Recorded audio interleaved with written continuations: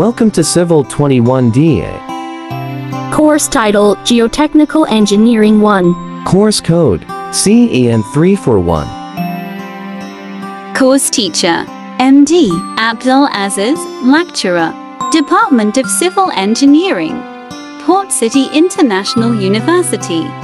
Lecture on stress due to applied load. আজকে আমরা যেটা দেখব সেটা হচ্ছে stress due to applied load নিয়ে। Stress due to applied load বলতে কি বোঝায়? দুইটা কারণে স্ট্রেস তৈরি হয় মাটিতে। একটা হচ্ছে যখন কোনো ফাউন্ডেশন থাকবে মাটির উপর তখন এক ধরনের স্ট্রেস আসবে, তারপর হচ্ছে মাটির নিজস্ব লেয়ারের কারণে আরেক ধরনের স্ট্রেস ডেভেলপ হয়, অর্থাৎ ওয়াটার টেবল থাকলে সেটাকে বলে কি? ওয়াটার টেবল থাকলে যে স্ট্রেসটা ডেভেলপ হবে ইনসিটু স্ট্রেস। আর আজকে যেটা টপিক সেটা হচ্ছে কি? Stress due to applied load. আমরা অলরেডি ইনসিটু স্ট্রেসটা পড়ে ফেলছি কোন জায়গায়? সিপেজ যে স্লাইডটা ছিল ওইখানে লাস্ট 13 থেকে বাকি যে স্লাইডগুলো এগুলো সব ইনসিটু স্ট্রেসের। সো আপনার বইয়ে এখানে দেওয়া আছে ইনসিটু স্ট্রেস নামে আলাদা চ্যাপ্টার আছে সিপেজের পর। সো ওখান থেকে হচ্ছে স্ট্রেস ডায়াগ্রাম যেগুলো পড়াইছি, ইফেক্টিভ স্ট্রেস বের করছি, আলাদা আলাদা ব্লক, ওগুলো সব ইনসিটু স্ট্রেসের পড়া। সো ইনসিটু স্ট্রেস চলে গেছে। আমরা এখন পরের স্লাইডে গিয়ে দেখব যে একটা ফিগার দেখতে পারতেছি, খেয়াল করেন। এই যে ফাউন্ডেশনের কারণে যে লোডটা আসবে সেটা হচ্ছে স্ট্রেস ফ্রম অ্যাপ্লাইড লোড। আর মাটির লেয়ারের মধ্যেই বোর ওয়াটার প্রেশার থাকলে যে স্ট্রেসটা ডেভেলপ হবে সেটা হচ্ছে ইনসিটু স্ট্রেস। সো বেসিক্যালি আমাদের দুই ধরনের স্ট্রেস, একটা হচ্ছে ইনসিটু আর একটা হচ্ছে stress due to applied load. এটা কি ক্লিয়ার? সো আমাদের আজকের টপিকটা তাহলে কিসের উপর থাকবে? পুরোটা অ্যাপ্লাইড লোডের উপর। অ্যাপ্লাইড লোডটা কীরকম? এটা কি রেক্ট্যাঙ্গুলার কিনা, এটা সার্কুলার কিনা, এখানে ইউডিএল আকার আসতেছে কিনা, পয়েন্ট লোড আকার আসতেছে কিনা। সো এটার উপর ডিপেন্ড করে আমাদের বিভিন্ন ফর্মুলা আসবে, এম্পিরিক্যাল ফর্মুলার ভান্ডার। তো ফর্মুলা নিয়ে কোনো টেনশন নাই, কারণ ফর্মুলাগুলো অবশ্যই দেওয়া থাকবে। আপনাকে শুধু অ্যাপ্লিকেশনটা জানতে হবে যে ফর্মুলাটা কীভাবে আমি অ্যাপ্লাই করব। পরের স্লাইডটা যান। এখন যেটা দেখবো সেটা হচ্ছে মোর সার্কেল থিওরি। হ্যাঁ, তো মোর সার্কেল কী সেই জিনিসটা আমাকে আগে জানতে হবে। এটা আমরা অলরেডি SM1-এ জেনে আসছি, তারপরে আজকে আবার জানবো। তো মোর সার্কেলে হয় কি, আপনার যেগুলো নর্মাল স্ট্রেস একদম, যেগুলো হচ্ছে কি একদম গায়ে লম্বা লম্বা বিয়ে আসবে, এগুলোকে বলা হচ্ছে কি নর্মাল স্ট্রেস। আর এক ধরনের স্ট্রেস আছে যেটাকে বলে শেয়ারিং স্ট্রেস। তো কোনো একটা অবজেক্টের উপর যদি ডাইরেক্টলি ফোর্স অ্যাপ্লাই হয়, সেই ফোর্সের কারণে যে স্ট্রেস ডেভেলপ হয় সেটাকে কি বলে? Normal stress. আর শেয়ারিংয়ের কারণে যে স্ট্রেস ডেভেলপ হয় সেটাকে কি বলে? Share stress. সো আপনার এখানে টাউ এক্স ওয়াই এগুলো কি শেয়ার স্ট্রেস, আর এগুলোকে কি বলা হচ্ছে? Normal stress. সো এখানে আরেকটা প্লেন আছে, ABCD একটা কি ব্লক, AB একটা তল, আবার BC একটা তল। খেয়াল করেন, তো এইখানে তলে এই ফোর্স, নর্মাল ফোর্স কাজ করতেছে, আবার শেয়ারিং ফোর্স কাজ করতেছে। একটা জিনিস খেয়াল করেন, এখানে শেয়ারিং ফোর্সটা হচ্ছে ক্লকওয়াইজ। এই দুইটা পার্টের শেয়ারিং ফোর্স কি ক্লকওয়াইজ, আর এই দুইটা পার্টের শেয়ারিং ফোর্স কি অ্যান্টি ক্লকওয়াইজ নাকি? AB এবং DC এই দুইটাই হইতেছে ক্লকওয়াইজ, আর এই দুইটা কি অ্যান্টি ক্লকওয়াইজ। সো আপনার এভাবে হইতেছে ফিগারের ডায়াগ্রামটা থাকবে। যদি কোয়েশ্চেনে আপনাকে এই ডায়াগ্রামটা উল্টাই দেয় তখন আপনার এটা কি হবে? এটার মান মাইনাস হবে, বাস এটাই। তাহলে আপনাকে আগে স্ট্যান্ডার্ড ফিগারটা মনে রাখতে হবে যে কীরকম। নর্মাল স্ট্রেসগুলো সব লম্বালম্বি, এগুলো নিয়ে কোনো টেনশন নাই, সবগুলোর মুখ ভিতরে। কিন্তু আপনার দেখেন শেয়ারিং স্ট্রেস এই দুইটার প্লেনই কি আপনার অ্যান্টি ক্লকওয়াইজ। তো কোয়েশ্চেনে যদি এটা ক্লকওয়াইজ থাকে তাহলে এই দুইটা কী হবে? মাইনাস। আর এখন দেখেন এই দুইটা কি, এই তলে যে দুইটা আছে এগুলা ক্লকওয়াইজ, সেইভাবেই থাকবে। এখন আপনাকে EF এই প্লেনটার জন্য নতুন যে অ্যাপ্লাইড লোড আসতেছে ওটা কত ক্যালকুলেট করতে হবে। খেয়াল করেন, আমি AB তলে যে স্ট্রেসগুলো আছে এগুলার এখানে দেখাইলাম, তারপর BC তলে যে স্ট্রেসগুলো আছে এগুলার এখানে দেখাইলাম। তাহলে এই দুইটা তলের সাপেক্ষে এই তলটার মধ্যে আগত যে নতুন স্ট্রেস ডেভেলপ হবে সেগুলো বের করতে হবে এখানে। তাহলে আমি ধরলাম যে এখানে যে শেয়ারিং স্ট্রেস ডেভেলপ হচ্ছে এটাকে টাউ এন হিসাবে ধরছি আমি, ঠিক আছে, টাউ এন। আবার এইদিকে যে নর্মাল স্ট্রেস এটার আমি কি ধরছি? Sigma N. সো এখানে এই লাইনটারে আপনি ডিনোট করে দিবেন, এটা সিগমা এন, আর এখানে যে শেয়ারিং স্ট্রেস সেটা হচ্ছে টাউ এন। তো আপনার এটার জন্য ফর্মুলা দিয়ে দিচ্ছে ওরা, ঠিক আছে। এটা মোর সার্কেল থিওরেম থেকে আসছে এই ফর্মুলাগুলো। এখানে আপনার সিগমা এক্স সিগমা ওয়াই এই মানগুলো এখান থেকে দিয়ে পাবেন। নর্মাল স্ট্রেসের যে মানগুলো আসতেছে এটারে 2 দ্বারা ভাগ করছে, মাইনাস করে 2 দ্বারা ভাগ করছে কস টুয়াস টিটা বলতে নতুন যে প্লেনটা, এই প্লেনটা EF প্লেনের সাথে কত অ্যাঙ্গেল আছে সেটা হচ্ছে আমার জানা দরকার, ঠিক আছে। সো আপনি এখানে দেখেন টেটার মানটা এখান থেকে পাবেন, টাও এক্স ওয়াইয়ের মান অর্থাৎ এখান থেকেই পাবেন ফিগার থেকে কত দেওয়া আছে। সো এই ইকুয়েশনটাকে ইউজ করা যাবে। আপনাকে নতুন যে অ্যাপ্লাইড লোড অর্থাৎ নতুন যে লোডটা এটার মান বের করতে হলে আপনাকে এই ফর্মুলাটার অ্যাপ্লাই জানতে হবে। এখন চলে আসছি এখানে, এটা হচ্ছে শেয়ারিং স্ট্রেস, এটার জন্য সেভ জাস্ট শুধু ফর্মুলা অ্যাপ্লিকেশন। ফর্মুলাটা জানলে আপনি নতুন যে শেয়ারিং লোডটা সেটা বের করতে পারবেন। এখন আসি এইটা আসতেছে বেসিক্যালি এখান থেকে। আপনি যদি এটার মান 0 বসাই দেন, আপনি সাইন কে কস এদিক দিয়ে নিয়ে এসে ডিভাইড করলে কি পাচ্ছেন, tan 2t জায়গায় তারপর আপনি এখানে মানগুলো বসাই দিলে শেয়ারিংয়ের মান আর হচ্ছে নর্মাল লোডের মানগুলো বসাই দিলে আপনি এই টিটার মানটা কত সেটা বের করতে পারবেন। তো এটা ছিল বেসিক্যালি আপনার শেয়ার ডিস্ট্রিবিউশন। এরপরে আমরা যেটা এখানে হচ্ছে দুটো জিনিস আসলে মিসিং, সেটা হচ্ছে গত ক্লাস আমরা এটা লিখে দিয়েছিলাম। সেটা হচ্ছে কি, এখানে একটা ফর্মুলা লিখে দেন যেটা মিসিং, সেটা হচ্ছে এগুলো তো আপনার নতুন যে লোডগুলো তৈরি হচ্ছে এই প্লেনের সাপেক্ষে আপনি লোড বের করলেন বা স্ট্রেস বের করলেন। এখানে একটা এক ধরনের মেজর প্রিন্সিপাল স্ট্রেস সৃষ্টি হবে, আর একটা হচ্ছে মাইনর সৃষ্টি হবে। এখন মেজরকে ওরা বলতেছে সিগমা 1 হিসাবে, sigma Y plus sigma X divide by 2 plus root over sigma Y minus sigma X whole square divide by 2 plus tau X Y whole square. আর মাইনরটাকে বলতেছে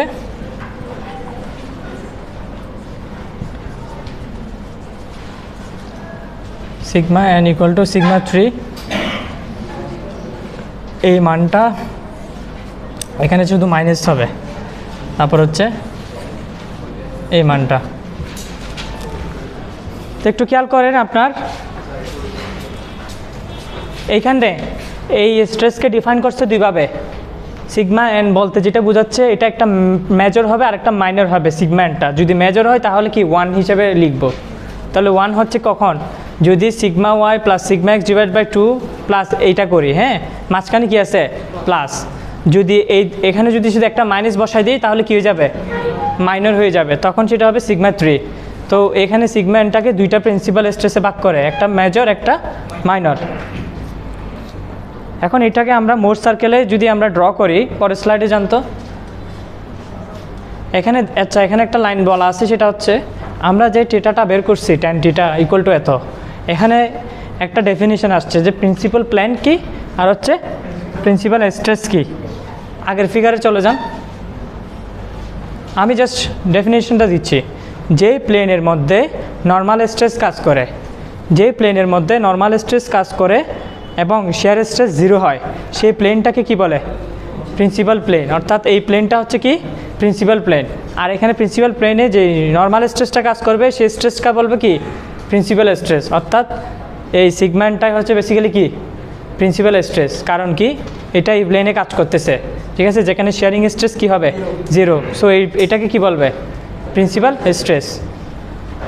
তো এখানে এই কথাগুলো লেখা আছে। এরপর স্লাইডে যান, এখানে আসি মোর সার্কেল যেটা আমরা SM1-এ শিখছিলাম, জিনিসটা আমরা আবার দেখব। আমরা যে ব্লক ডায়াগ্রামটা দেখছি এটা কি ছিল AB, ওটা কি ছিল সরি এটা AB, তারপর এটা BC। আমরা ফাইনালি একটা ত্রিভুজ আকার একটা তল দেখছিলাম, এটা ছিল ABC।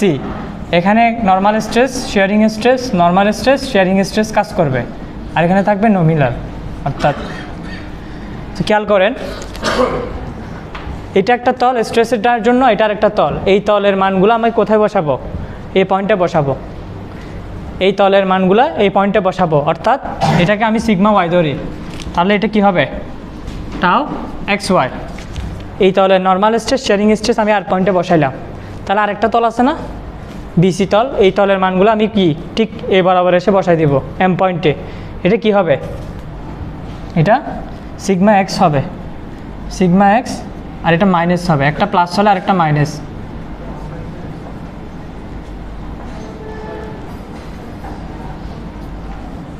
সবসময় মোর সার্কেলে বসানোর সময় আমার একটা জিনিস মাথায় রাখতে হবে, শেয়ারিং স্ট্রেস একটা পয়েন্টে প্লাস হলে আরেকটা পয়েন্টে কী হবে মাইনাস হবে। নর্মাল লোড সবসময় একই হবে, এই কারণে এটা নিয়ে একটা ম্যাথও করাইছি এক্সাম্পল 2.1। এখন আসি, এই দুটো জিনিস বুঝছেন, এটা হচ্ছে একটা প্লেনের রিপ্রেজেন্টেশন, এটা হচ্ছে আর একটা প্লেনের রিপ্রেজেন্টেশন, শুধু মানগুলো বসাইলাম। এখন খেয়াল করেন এখানে দুটো জিনিস দেখতে পাচ্ছি, একটা এটাকে কি বলা হয়েছিল মাইনর, এটা হচ্ছে মাইনর প্রিন্সিপাল স্ট্রেস, আর এটা কি মেজর প্রিন্সিপাল স্ট্রেস। সো একটা জিনিস খেয়াল করেন, এখানে যে ভ্যালুটা দিয়ে আছে sigma Y plus sigma X divide by 2, এটা হচ্ছে কি এখান থেকে 0 থেকে এই মানটা, অর্থাৎ গ্রাফের ওয়াই অ্যাক্সিস থেকে এই 0 পর্যন্ত এই পুরো মানটাই হচ্ছে এটা আসলে কোনটা sigma Y plus sigma X divide by 2। তাহলে এই বাকি যে অংশটা আছে এখান থেকে একটু, এটারে কি বলা হয় বলেন তো, রেডিয়াস। 0 থেকে এই পয়েন্ট পর্যন্ত এই ডিস্টেন্সকে কি বলে, রেডিয়াস। তাহলে এই যে এটাই হচ্ছে রেডিয়াসের মান, কোনটা এটা। তাহলে খেয়াল করেন আমি সিগমা 3 সরি এটা কি সিগমা 1, আমি সিগমা 1 কখন পাচ্ছি, এই ডিস্টেন্স আর এই ডিস্টেন্স যোগ করলে। তাহলে দেখেন এই ডিস্টেন্স আর এই ডিস্টেন্স যোগ করছি, তাহলে আমি কি পাচ্ছি সিগমা 1 পাচ্ছি। সিগমা 3 কখন পাচ্ছি, খেয়াল করেন এখান থেকে এটা পুরোটা থেকে কি বাদ দিলাম, রেডিয়াস বাদ দিলাম, তাহলে এই ভ্যালুটাই তো সিগমা 3, তাই না। খেয়াল করেন এখান থেকে একটু পর্যন্ত কি বলছিলাম এই ভ্যালুটা, তাহলে এই ভ্যালু থেকে আমি কি বাদ দিলাম, রেডিয়াসটা বাদ দিলাম, তাহলে কি থাকে আর সিগমা 3 থাকে। তো নিচের এই ভ্যালু প্লাস রেডিয়াস মিলে হয় কি সিগমা 1, তাহলে এখান থেকে আমি পাচ্ছি। ঠিক আছে,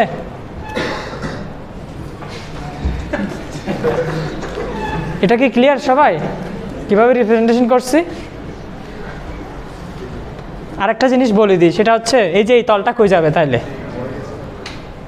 আমি তো দুটা তল বসাইছি দুটা বিন্দুতে, একটা আর বিন্দুতে একটা এম বিন্দুতে, তাহলে এই তলটা কই যাবে, এই যে কিউ বিন্দু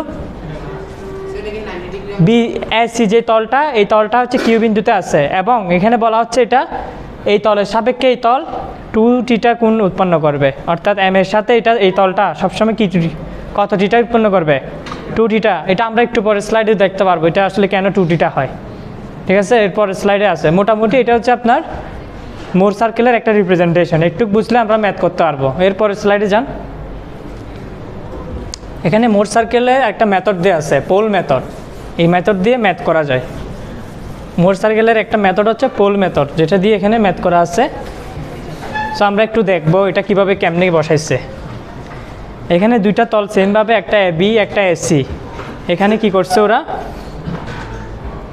যেহেতু এখানে এক্স দেখতেছি তার মানে এখানে বসাইছে বিসি তলকে, এখানে বিসি তলের রিপ্রেজেন্টেশন আর পয়েন্টে, আর এখানে কি যেহেতু ওয়াই আছে তার মানে এখানে কোনটা এ বি তলের রিপ্রেজেন্টেশন বসাইলো। হ্যাঁ, এখন যেটা ছিল কিউ বিন্দু, কিউ পয়েন্ট হচ্ছে কোনটা এই তলের জন্য, ঠিক আছে, এই তলের জন্য। তাহলে কি হবে সিগমা এন টাও এন, এবং দেখেন মাঝখানে এই কোনটাকে কত বলতেছে ওরা 2θ। এটা কেমনে 2θ হয়েছে আমি বলি, একটা জিনিস খেয়াল করেন এখানের এই থিটাটা কত, সরি এখানের এই অ্যাঙ্গেলটা θ, এটা হচ্ছে বৃত্তস্থ কোণ, আর এটা কি গেছে কেন্দ্রস্থ কোণ, তাহলে এটা দ্বিগুণ হয়ে যাবে না, তাহলে ওখান থেকে এই 2θটা আসছে।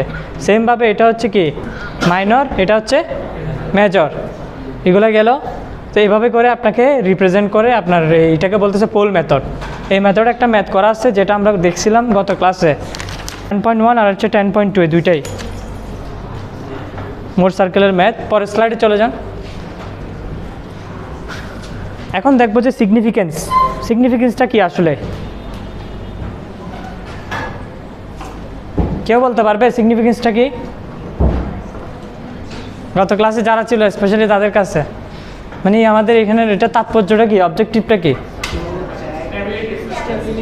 স্ট্যাবিলিটি বের করা, দুইটা জিনিসের স্ট্যাবিলিটি কি কি, রাইট, কি দেখে দেখে। আরেকটা জিনিস আছে সেটা কি, সেটেলমেন্ট কটুক হচ্ছে, ঠিক আছে, একটা সয়েলের ফাউন্ডেশনের জন্য মানে কটুক সেটেল করবে, সেটেলমেন্টটা বের করা জরুরি। আর হচ্ছে stability of foundation, stability of soil, এগুলো হচ্ছে আমার মেইন অবজেক্টিভ। তাহলে আমার কি, আমার সয়েলটা কীভাবে বিহেভ করতেছে নর্মাল এবং শিয়ার স্ট্রেসের জন্য, সেটা খুবই ইম্পর্ট্যান্ট। ঠিক আছে, পরের স্লাইডে যাই। এখানে যেটা বলছে আমি যে সয়েলটার সেটেলমেন্ট হিসাব করব, সয়েলটার প্রকৃতি কি আমাকে আগে ধরে নিতে হবে, সয়েলটা আসলে কেমন। আমি তো ইচ্ছে মতো একটা সাগরের পাড় থেকে একটা সয়েল নিয়ে এসে টেস্ট করতে পারবো না যে এটা কেমন হয়। সয়েলের কিছু বৈশিষ্ট্য আমাকে আগে থেকে টেস্ট করে আগে ধরে নিতে হবে। সয়েলটা ইলাস্টিক কন্ডিশন, অর্থাৎ সয়েলের স্ট্রেস এবং স্ট্রেন সর্বদা প্রপোর্শনাল হবে। সয়েলের উপর যদি আমি লোড দেই, সয়েলের স্ট্রেস এবং স্ট্রেন প্রপোর্শনাল হবে, তার মানে এটা ইলাস্টিক বিহেভ করবে সয়েল, এটা একটা কন্ডিশন। আরেকটা কি, হোমোজিনিয়াস, অর্থাৎ সয়েলের প্রত্যেকটা পার্টে, আমি এই পয়েন্ট বলি ওই পয়েন্ট বলি, প্রত্যেকটা পয়েন্টে আমার কি হবে, সয়েলের মানে প্রপার্টিস একই হবে। এখান থেকে নিলে আমি একই মানের সয়েল পাইলাম, এখানে একই পাইলাম, প্রত্যেকটা পয়েন্টে যদি একই মানের সয়েল পাই সেটারে বলতেছে কি হোমোজিনিয়াস।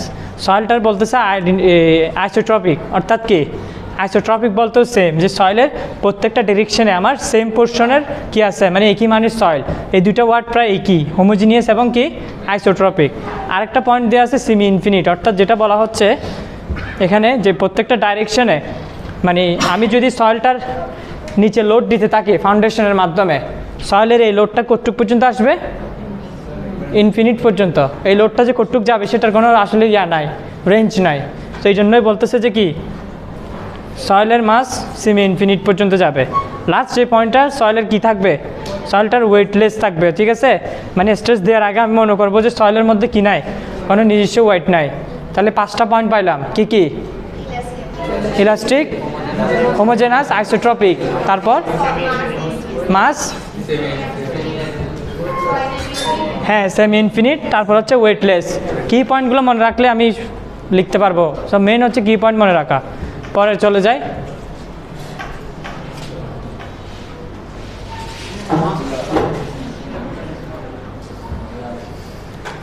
এই চল আসতেছে এবার ইকুয়েশনে। এই যে দেখেন আমি একটা সয়েল মাসের নিলাম, আমি একটা পোর্শন নিলাম যে এটা মাটির স্তর, এখানে নিচে একটা 3D একটা স্যাম্পল নিলাম যেখানে 3টা ডাইরেকশনে লোড আসবে, তাই না, সিগমা এক্স, সিগমা ওয়াই আর একটা সিগমা জেড। 3টা পোর্শনে কি আসবে, নর্মাল লোডটা আসবে, নর্মাল স্ট্রেস যেটাকে বলা হচ্ছে। সো এখানে তিনোটার জন্য আপনার ইকুয়েশন দেওয়া আছে। সিগমা এক্স হলে কেমন হবে মান, সিগমা ওয়াইয়ের জন্য কেমন হবে মান, সিগমা জেডের জন্য কেমন হবে মান। এখানে শুধু আপনাকে যেটা জানতে হবে, এখান থেকে ডায়াগোনাল ডিস্টেন্সটা যেটাকে আর বলা হচ্ছে, এই লোড হচ্ছে এই জায়গায় হচ্ছে আমার কি মাটিতে এই লোডটা পড়ছে, পয়েন্ট লোড। এই লোডের কারণে এখানে সয়েলে কীরকম বিহেভ আসতেছে সেটা বের করতে হচ্ছে। তো এই পয়েন্ট থেকে আপনার এই ডিস্টেন্সকে কি বলা হচ্ছে, আর, আমাকে এই আরটা লাগবে। আবার এই পয়েন্ট থেকে ভার্টিক্যাল ডিস্টেন্সকে কি বলা হচ্ছে, এটাই তল ধরছে আর কি, তাহলে জেড। তাহলে এই যে মাটি থেকে এই পয়েন্টটা জেড এবং এই ডায়াগোনালটা কত আর। এই দুটো জিনিস জানতে হবে, এখানে সবগুলোই দেখেন। আর হচ্ছে আরেকটা জিনিস দরকার, সেটা হচ্ছে কি ওয়াই জেড এল। এখানে এলটা কোনটা, আচ্ছা এখানে ডায়াগোনালটা মেবি এল, হ্যাঁ ঠিক আছে। এই যে এখানে এটা এল হবে, বই অবশ্যই এটা আর দিয়ে আছে, বই এল দিয়ে আছে। তাহলে এই যে এই ডায়াগোনালটা হচ্ছে এল, ঠিক আছে। তাহলে এলটা আমি জানি, আমি জেড জানি, তারপর আমি কি জানি, আরটা হচ্ছে, হ্যাঁ আরটা হচ্ছে এখান থেকে এখানের পোর্শনটা আর। তো এখান থেকে আমি মানগুলা যদি ফিগার দিয়ে দিই 2 মিটার 3 মিটার, জাস্ট আমি এখানে ইকুয়েশনে বসাইতে হবে। আমার ইকুয়েশন আমি পরীক্ষায় দিয়ে দিব খাতায়, আপনাকে শুধু কোনটা কি হবে সেটা জানতে হবে। আমি এখানে এটার মান দিয়ে দিব, এটার মান দিয়ে দিব, এখানে ফিগার যেরকম আছে ওইরকম। আপনি শুধু এই মানগুলো এখানে বসাবেন, বসায় যত আসে তত। বুঝা গেছে? না, কোনো বুঝতে করতে হবে না। আপনার এখানে 3টা লোডের মধ্যে কোন লোডটা জানা দরকার আমার, বলেন তো? গত ক্লাসে পড়াইছি, সিগমা জেডটাই জানা দরকার। কারণ কি, আমার মাটির উপর থেকে লোডটা কিভাবে আসতেছে, ভার্টিক্যালি আসতেছে, পাশে কি হচ্ছে এটা আমার দেখার দরকার না। আগে আমার উপর থেকে লোড কতটুক আসতেছে, সো আমার সিগমা জেডটাই বেশি ইউজ হবে। পরের স্লাইডে যান। সো আমার ওই সিগমা জেডকে ওরা আরও সিম্পলিফাই করে ফেলছে ইকুয়েশনটা দিয়ে, যে P by Z square by I1 by L1 যাই হোক। তো এখানে I1 এর মানটা দিয়ে দিছে। মানটা কিভাবে দিছে, এখান থেকে 4 থেকে করতে হবে, আর বাই জেড। এটা হচ্ছে আর by Z whole square plus 1 3/2। তাহলে আর বাই জেড করে কত আসে আমি আগে সেটা দেখবো। ফিগারে তো আমি আর এর মানও দিব, জেড এর মানও দিব। তো যত আসে সেখান থেকে আমি কি পাবো, I1 এর মান পাবো। এটা হচ্ছে টেবল থেকে, এটা হচ্ছে টেবল থেকে। যদি আমি টেবল দিয়ে দিই তখন এই ইকুয়েশন ব্যবহার করার দরকার নাই। যদি আমি টেবল না দিই তখন আপনাকে এই ইকুয়েশন ব্যবহার করতে হবে। কেননা এখানে টেবলে দেখেন আর বাই জেড দিয়ে আছে, আপনি আর বাই জেড করে কত পাচ্ছেন, আয়ের মান ডাইরেক্টলি কারেসপন্ডিং করে বের করবেন। তারপর আয়ের মানটা এখানে বসালে আপনি কি পেয়ে যাচ্ছেন, সিগমা জেড। যদি টেবল না দিই তখন এই ইকুয়েশনটা ইউজ করে কি করতে হবে, সিগমা জেড। আর ইকুয়েশন দিলে আমি ইকুয়েশন অবশ্যই দিয়ে দিব, মুখস্থ করার কিছুই নেই। Next slide. এখানে কি লেখা আছে, A vertical stress decrease rapidly with increase. আচ্ছা, আপনার যতই নিচে যাচ্ছেন আর এবং জেডের রেশিও কি হচ্ছে, বাড়তেছে। আর বাই জেড, আর কোনটা ছিল লোড থেকে এই ডিস্টেন্সটা, আর জেড কোনটা ছিল এই ডিস্টেন্সটা, ঠিক আছে। এটা যদি স্যাম্পল হয় তাহলে আর বাই জেড করে আপনার যতই নিচে যাচ্ছে কি হচ্ছে, রেশিও বাড়তেছে। তো রেশিও যদি বাড়তে 5 বা 5-এর বেশি চলে যায় তখন আমার বলা হবে যে সেখানে কোনো ভার্টিক্যাল স্ট্রেস নাই, তখন ভার্টিক্যাল স্ট্রেসটাকে নেগলেক্ট করা হয়, মানে কোনো স্ট্রেস নাই, এরপরে স্ট্রেস 0, ঠিক আছে। আবার বলতেছে আর বাই জেড রেশিও বাড়তে বাড়তে যদি 5 বা 5-এর বেশি চলে যায় তখন বলা হবে যে ভার্টিক্যাল স্ট্রেস কি, মানে নেগলেক্ট, অর্থাৎ ভার্টিক্যাল স্ট্রেস কাউন্টই করবো না। কারণ আমাদের ভার্টিক্যাল স্ট্রেস বলতে কোনটা বুঝাইছে, সিগমা জেড, তখন সিগমা জেড নেগলেক্ট হয়ে গেছে, ঠিক আছে। আর কি দেখা আছে, foundation loads are not applied directly to the ground surface, however it has been established that, এখানে একটা নতুন নাম আসছে, বোসিনস সলিউশন। আমাদের যে সামনের ইকুয়েশনগুলো আসছে এগুলো সবগুলো এই বিজ্ঞানী অ্যাপ্লাই করছে, বোসিনস বিজ্ঞানী, ঠিক আছে। তো ওনার নামে ফাউন্ডেশনের যত লোড আছে ওনার ইকুয়েশন সলভ করতে হবে আমাকে। এখানে আরেকটা কথা বলা আছে, যদি আমি মাটি নিয়ে নিই, মাটি কাটার ক্ষেত্রে লোড বের করি, অনেক সময় মাটি আমরা এক্সকেভেট করে ফেলি, তো যে পোর্শনটা এক্সকেভেট করতেছি ওইটার জন্য আমার নেগেটিভ লোড কাউন্ট করতে হবে, ওই পোর্শনের জন্য আমাকে কাউন্ট করতে হবে নেগেটিভ লোড এক্সকেভেশনের জন্য বিশেষ করে। তো আমার ওরা টেস্ট করে দেখছে যে থিওরিটিক্যালি যে স্ট্রেসের মান আসে সেটা বোসিন সলিউশনের সাথে মিলে যায়। সো আমরা এই জন্য এই সলিউশনটা ইউজ করব। এখন এই সলিউশনগুলো কি আমরা একটা একটা শিখবো, চলে যান। প্রথমটা দেখি, এটা হচ্ছে কি লাইন লোড।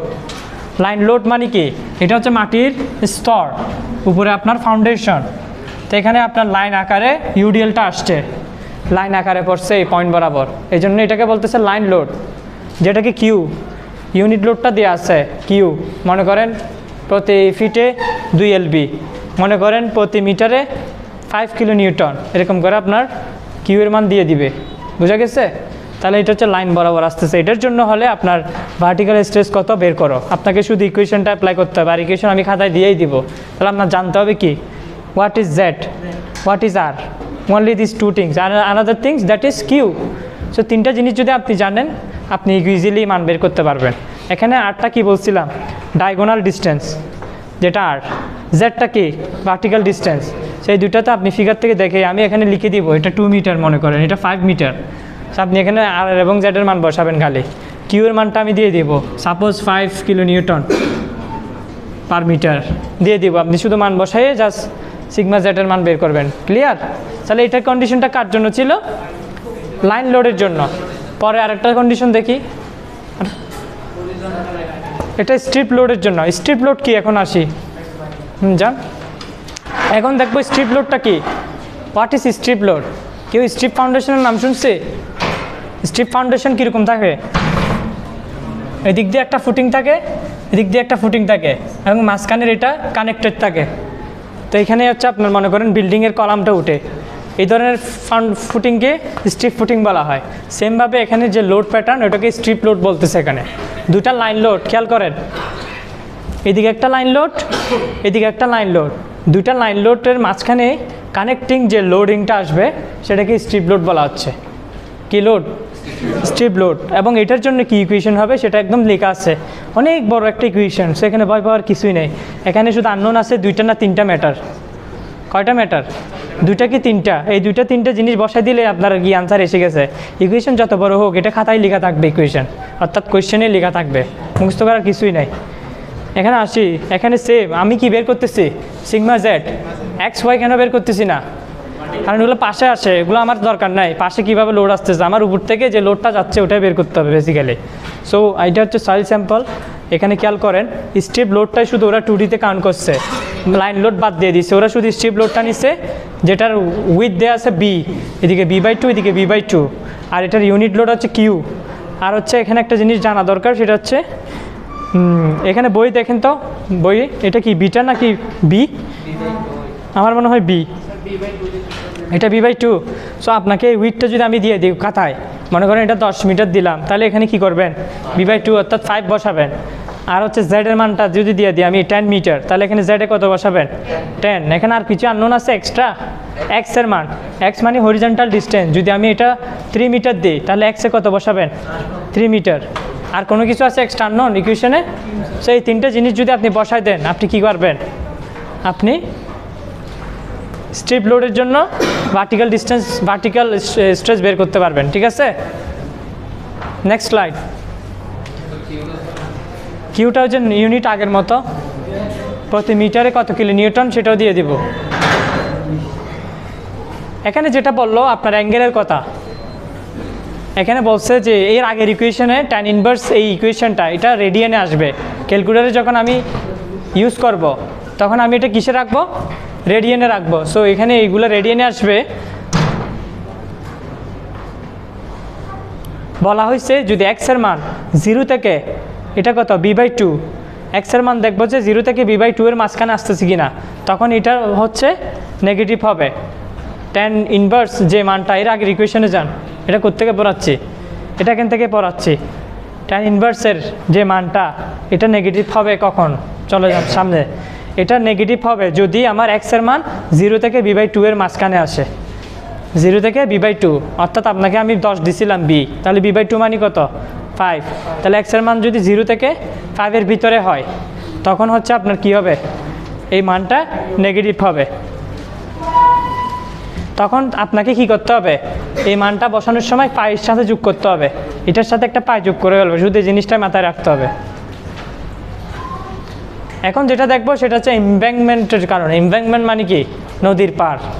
তো নদীর পাড়ে আপনার লোডিংটা এরকমই থাকে প্রায়, এই দিক দিয়ে আপনার ইউডিএল, এই দিক দিয়ে ভিডিএল। এখানে নিচে হচ্ছে আমার সয়েল স্যাম্পল।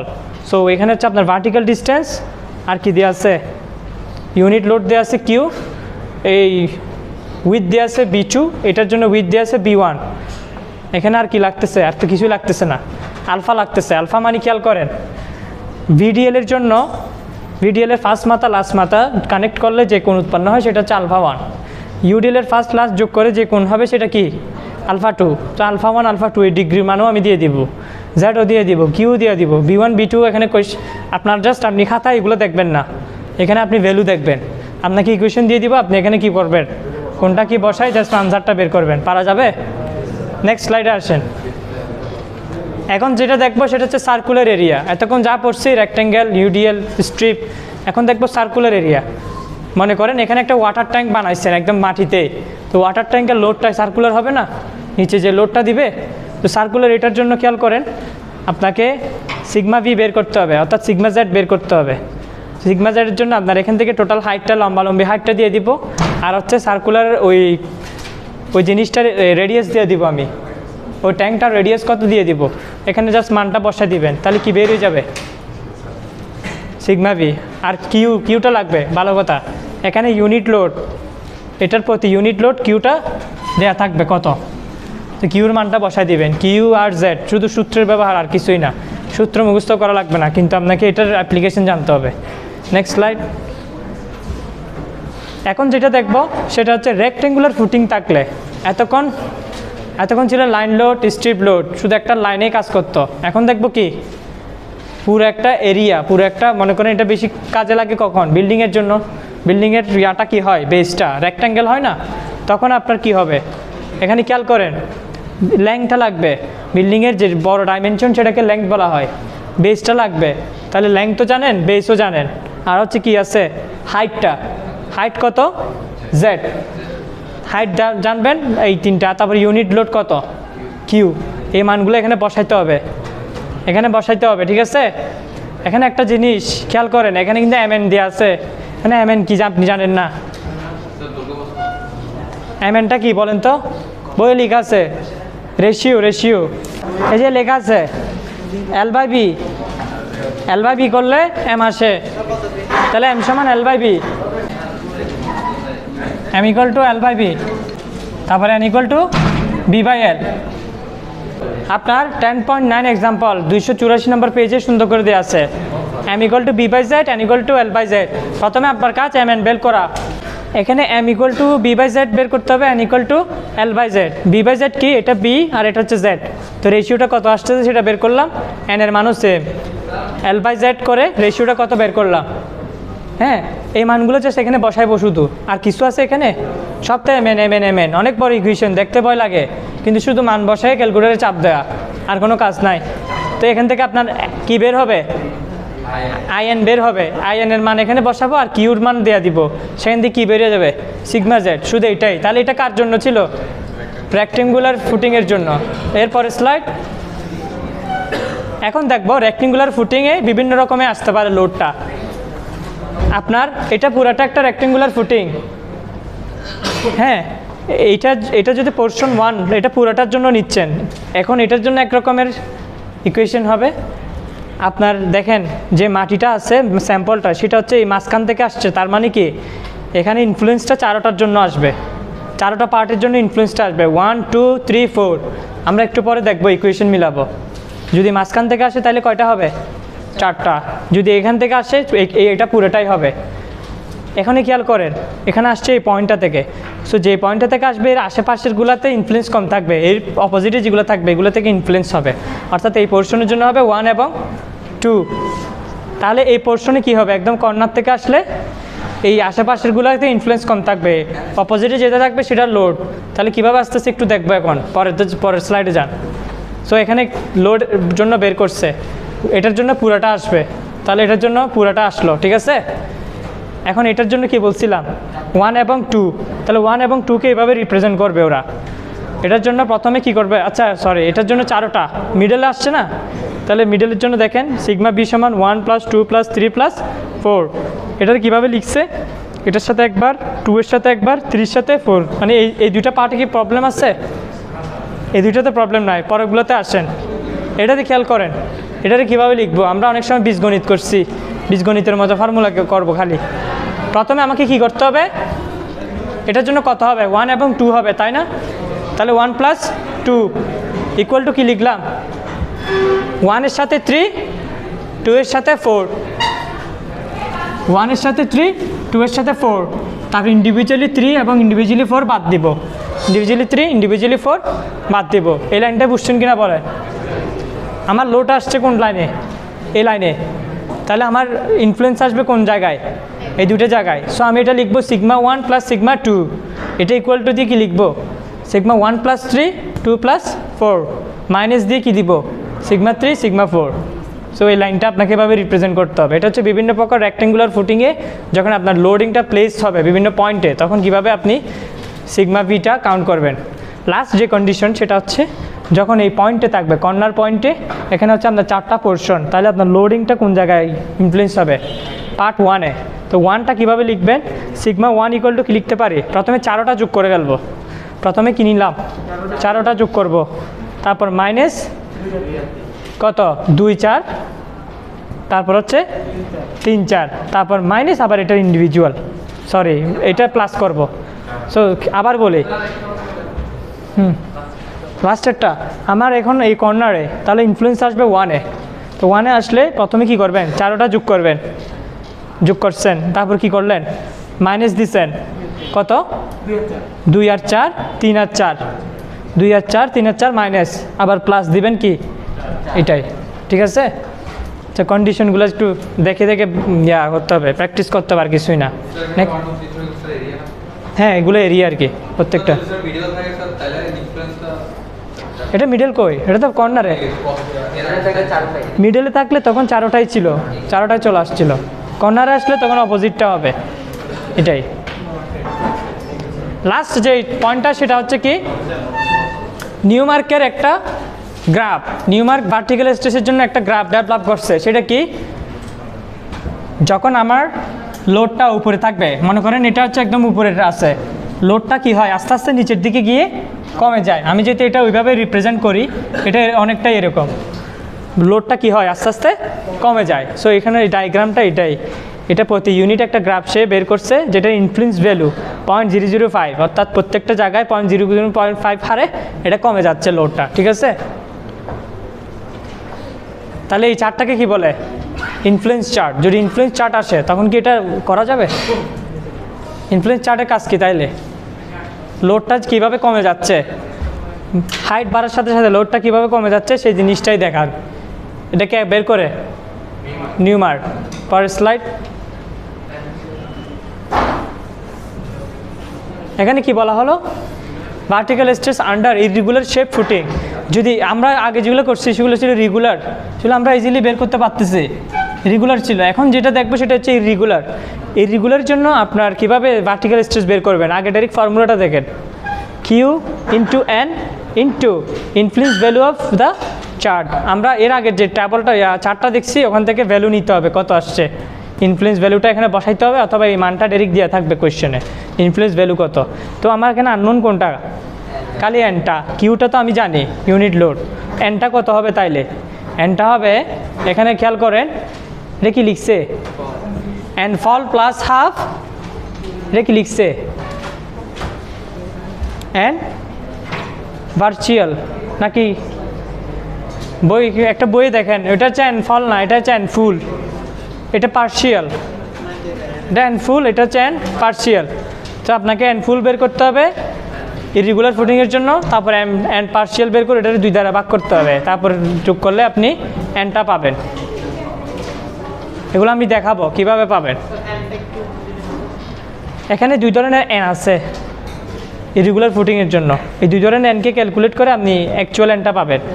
একটা এন হচ্ছে আপনার এন ফুল, এখানে এন ফুলটা কি লিখা আছে দেখেন, the number of full covered elements and full and the number of partial cover elements and partial are counted at the number of fully. আচ্ছা, সো বলা হয়েছে যে জিনিসটা কাভার্ড হয়ে থাকবে, ঠিক আছে, যে এরিয়াটা কাভার্ড হয়ে থাকবে সেটা হচ্ছে এন ফুল, তাহলে এই পোর্শনটা হচ্ছে এন ফুল, আর যেটা কভার থাকবে না সেটা এন পার্শিয়াল। 2টা ভাগে ভাগ হয়ে যাবে, এই 2টা ক্যালকুলেশন করব। নেক্সট স্লাইডে যান। প্রেশার আইসোবার, এটা আমরা পরের যে লেকচারটা ওখানেও দেখবে প্রেশার আইসোবার জিনিসটা কি। An isobar is a line which connects all points of equal stress below the ground surface. এগুলোকে বলা হচ্ছে আইসোবার। কোনগুলা খেয়াল করেন, এই পয়েন্টে লোড আসছে, এই পয়েন্টে তীব্রতা বেশি, আস্তে আস্তে লোডটা কী হইলো, এই পয়েন্টে গিয়ে ছড়াই গেছে, ঠিক আছে। তাহলে the line which connects all points of equal stress, প্রত্যেকটা পয়েন্টের স্ট্রেসগুলো ইকুয়াল স্ট্রেস যে লাইনটা দিয়ে কানেক্ট করবে সেগুলো হচ্ছে আইসোবার। এটা অনেকটা কন্ট্রোরিংয়ের মতো, এইটা লাইন না, বেসিক্যালি এটা পুরাটাই লাইন। খেয়াল করেন, আমার এখানে মনে করেন 5 LV per metre per feet square, 5 LV per feet square কাজ করতেছে, তার মানে এই লোডটা পুরাটা কী হবে, সেম লোড। পরবর্তীতে আসছেন, এটাও কী হবে, সেম লোড, অর্থাৎ সেম স্ট্রেস, প্রত্যেকটা লাইনে স্ট্রেস সেম। তাহলে যে লাইনগুলো স্ট্রেস ইকুয়াল হয় ওই পয়েন্টগুলো দিয়ে যে লাইন টানা হয় সেটাকে বলা হচ্ছে কি, আইসোবার। আমি জিজ্ঞেস করব কন্ট্রোরিংয়ে কী হয়, কন্ট্রোর যে বানায় সার্ভিংয়ে ওই প্রত্যেকটা পয়েন্টের এলিভেশন সেম হয়, তো ওগুলারে কি বলে, কন্ট্রোরিং। এখানে কি হবে, প্রত্যেকটা লাইনে স্ট্রেস সেম হয়, ওই গ্রাফকে কি বলবে, আইসোবার। তাহলে এটা হচ্ছে স্ট্রেস কন্ট্রোর এসে গেছে বলতে বলতে। তারপর কি, any number of isobars can be drawn from any given load system. Load system থেকে আমি আইসোবার বানাতে পারবো। প্রেশার, এটাকে প্রেশার বাল্ব অর্থাৎ বাল্ব অফ প্রেশারও বলা হয়। এটা সেটেলমেন্ট বের করার জন্য এই আইসোবারটা ক্যালকুলেশন আমার দরকার, কোনো একটা জিনিসের সেটেলমেন্ট যদি বের করতে হয়। পরের স্লাইড।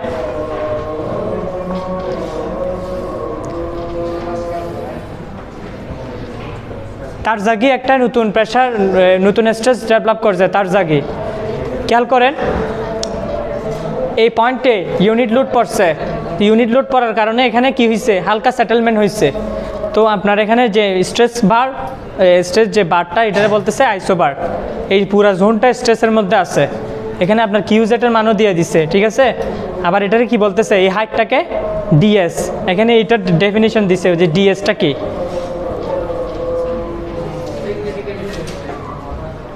এখানে দেখেন, applied stress are considered of negligible magnitude when they are smaller.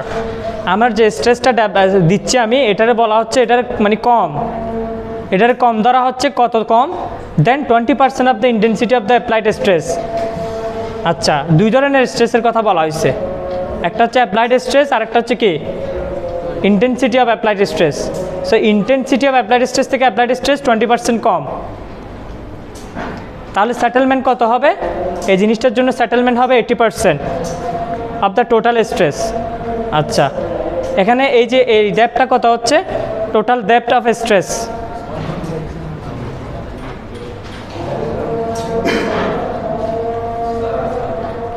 এটাই আমার লাস্ট স্লাইড, এটা একটু বুঝতে হবে। হ্যাঁ, the significant depth approximately equal to 1.5 times width of the footing. আমার কটুক, আমার এই ডেপথটা কটুক হইতেছে, উইথ যদি বি হয় তাহলে এটা কত হবে? উইথের 1.5। তো মনে করেন কোয়েশ্চেনে আমি এটারে 5 দিলাম, আপনি যদি বলেন যে স্যার ডিএসের মান তো দেওয়া ছিল না, তখন কিন্তু বললে হবে না, আপনাকে জানতে হবে যে এটা 1.5 গুণ। তাহলে আপনি এটারে 1.5 দিয়ে গুণ করে দিলে আপনি কী পেয়ে যাচ্ছেন?